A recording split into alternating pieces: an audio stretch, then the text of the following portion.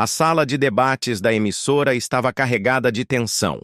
As luzes quentes dos estúdios iluminavam dois dos políticos mais conhecidos do cenário nacional, cada um representando visões opostas sobre o futuro do país.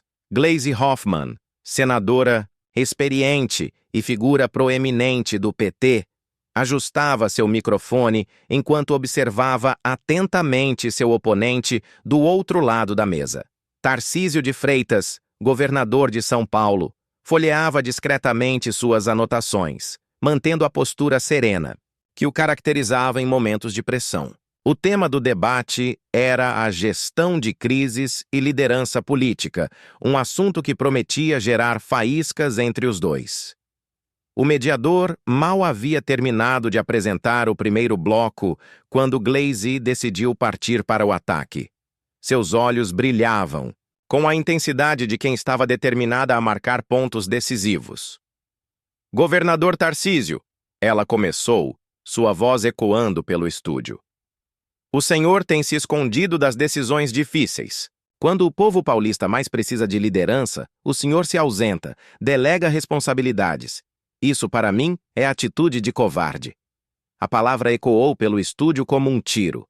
As câmeras captaram o momento exato em que a acusação foi feita, e o silêncio tenso que se seguiu parecia durar uma eternidade. Gleisi cruzou os braços, satisfeita com o impacto de suas palavras. Tarcísio permaneceu impassível por alguns segundos, um leve sorriso se formando no canto de sua boca. Quando finalmente falou, sua voz era calma, mas carregada de uma autoridade que preencheu todo o estúdio. Senadora Gleisi, ele começou, inclinando-se ligeiramente para a frente. É interessante ouvir lições de coragem de alguém cujo partido governou o país por mais de uma década e deixou a maior crise econômica e ética da nossa história. Ele fez uma pausa calculada, deixando que suas palavras reverberassem. Enquanto a senhora me chama de covarde, eu gostaria de lembrá-la de alguns fatos.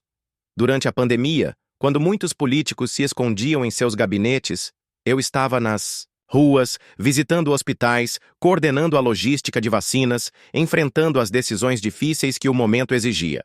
Tarcísio continuou, sua voz ganhando força. Coragem, senadora, não é fazer acusações vazias em um programa de televisão. Coragem é assumir a responsabilidade pelos próprios erros. É reconhecer quando se falhou. É ter a humildade de pedir desculpas ao povo brasileiro pelos danos causados. Ele gesticulou calmamente, mantendo o controle da situação. A senhora fala em liderança, mas onde estava essa liderança quando o país precisava? Onde estava quando empresas públicas eram usadas para beneficiar aliados? Onde estava quando a corrupção corroía as instituições? Gleisi tentou interromper, mas Tarcísio continuou. Não, senadora. Covarde é quem foge da responsabilidade. Covarde é quem aponta o dedo para outros, quando deveria estar explicando ao povo brasileiro por que traiu sua confiança. O estúdio estava em completo silêncio. Gleisi, que momentos antes estava confiante e no controle, agora parecia desconfortável em sua cadeira.